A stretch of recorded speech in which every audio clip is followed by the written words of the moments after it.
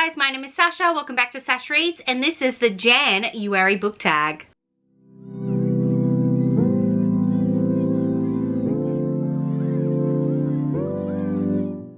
So Jan from Jan Agaton created this tag to try and like combine a bunch of different like end of year / start of year things into one video, which is good because I had all these plans for all these videos, but my personal life has gotten in the way, so I'm not gonna have time to film or edit them, so I'm gonna do this tag instead. Plus I also got tagged from Shan from Shani and Books, so I'll link her down below as well, and I'll link all the questions and everything if you want to do it too. So the first question was, what is the first and last books that you read in 2021 or last year? Now, the last book I read was These Violent Delights by Chloe Gong. It is a, I actually have it right here. It is a 1920s inspired Romeo and Juliet set in Shanghai. So good, guys. Oh, so good. And then the first book I read was actually The Bone Shard Daughter by, oh no, Andrea Stewart, and that was a high fantasy about this princess or emperor's daughter who's trying to prove to her dad, the emperor, that she should be the heir, and the emperor has this magic called like bone shard magic, where he takes like a bone shard from every single one of his citizens to try and create these creatures, and it was actually really good. That was a 5-star read. So I started the year off really good, and I ended up the year really good as well, so yes. Next question is, what is your first read for this year? And I read Beach Read by Emily Henry. That was the first book that I read this year. Actually, it's right here. So Beach Read by Emily Henry. This is about two writers. One has come to this like holiday home to try and clean it up because it's her dad's and it was left to her in his will, so she's like trying to clean it up and sell it and also try and write a bestseller in like the space of 3 months. And the next door neighbor is also an author who they actually know each other from college, I think. They're both kind of in a writing slump, so they challenge each other to write the other person's genre and see whatever one gets sold first. And obviously it's a rom-com, so they fall in love, and actually really good book. I really enjoyed this. I bloody read this with Sean as well. The next question is, share 3 reading goals of this year. First one is always read 52 books for the year.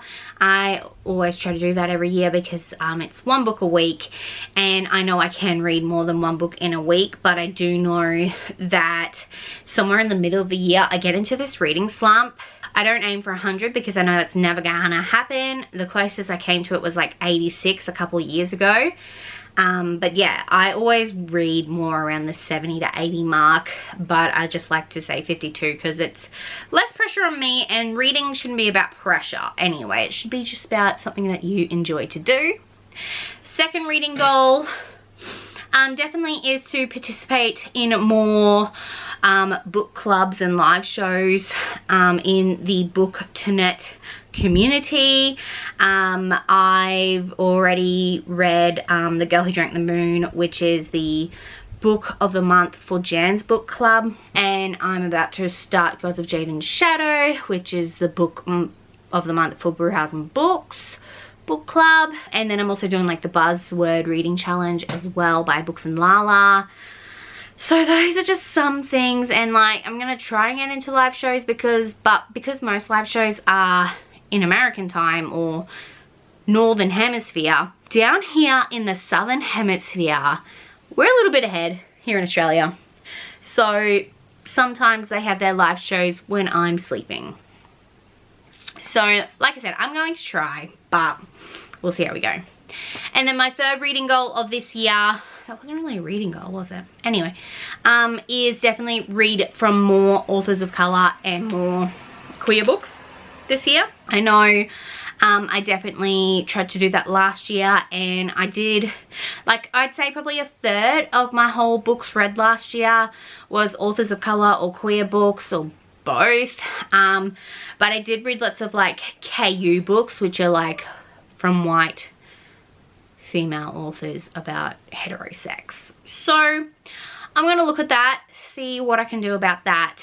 But I have a whole bunch of books on my TBR that I've been seeing from like Dre from A Dance with Words I've borrowed from the library, and I've got like a ton of N.K. Jemisin backlists that I want to get to this year. So that's just some books and I'm planning on reading this year. Next question is, share 3 of your most anticipated titles. I know this is probably on a lot of people's list, but obviously House of Earth and Sky, no, House of Sky and Breath by Sarah J Maas, which is the second Crescent City book. Another anticipated release I didn't talk about in my anticipated releases video is the new one by Kazoko Jackson. It is, I'll put a photo up here, but it is a second chance slash fake dating romance, and it's queer. I'm really excited about that. And the third one, oh, I'm trying to think. I did 2 videos for my anticipated releases and my anticipated sequels for this year. But like Legendborn sequel I'm keen for, and then Amari sequel I'm keen for. I can't really think of anything else at the moment, but go check out those videos if you want to. I will link them up there for you. Next question was, which goals did you reach slash not reach last year? Obviously I reached my read 52 books for the year. I think I had a goal to complete some series, which I definitely did not do.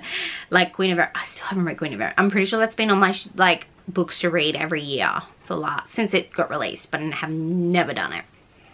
That's all I can think of at the moment. Last year I started a new job in February. It was different to my old job. Like I was in retail, and now I'm in a call center, which it's not very like, it's still dealing with customers, but still really like my life really, like I tried to focus on that. I also tried focusing on my kids more. So reading took a bit of a back burner, and so did YouTube. But now I'm off for this whole year. I'm gonna focus on my kids, but also focus on reading and booktube and see how we go from there. Are there 2022 releases you've heard of that you have no desire to read? Yes, the Colleen Hoover. Any other releases that I'm not keen on reading? Oh, this goes back to the other question, sorry, but Katie Roberts' new book, The One with the Dragon. I'm keen for that. I'm definitely keen for that. Okay, next question. What are some reading habits you want to change this year, if any? Definitely, like I said earlier, read from more authors of colours and more queer books. Authors of colour and more queer books. And maybe try to write better reviews. Like actually read the book and review it instead of just read the book and go, I liked this book. Are there any adaptations you're excited about? Are there any coming out? I don't know. Maybe the 2nd season of Shadow and Bone, if that's coming out. I'm not up to date at all, am I? Favorite bookish memory of last year? When I pre-ordered all those books at the start of the year, and then they all came in when they got released throughout the year. Like that was nice little book mail for me that I forgot about. Carryovers from last year that I still couldn't finishing. No, December was a big try to finish all my currently reading books on Goodreads, and I did all of them but one. Anyway, that was the JAN-uary book tag. Thank you so much for watching. Thank you so much to Jen for creating this. But yeah, if you would like to do it, I totally suggest you do, because it was a really fun time and it's a really fun tag to watch as well. So yes, if you like this video, don't forget to give it a thumbs up and subscribe if you want to see more from me. You want to let me know down below who your favorite author of color or what their favorite book is so I can read it. That would be totally awesome. Comment that down below for me. But yes, thank you so much for watching. I hope you have a wonderful rest of your day, and I'll see you next time. Bye.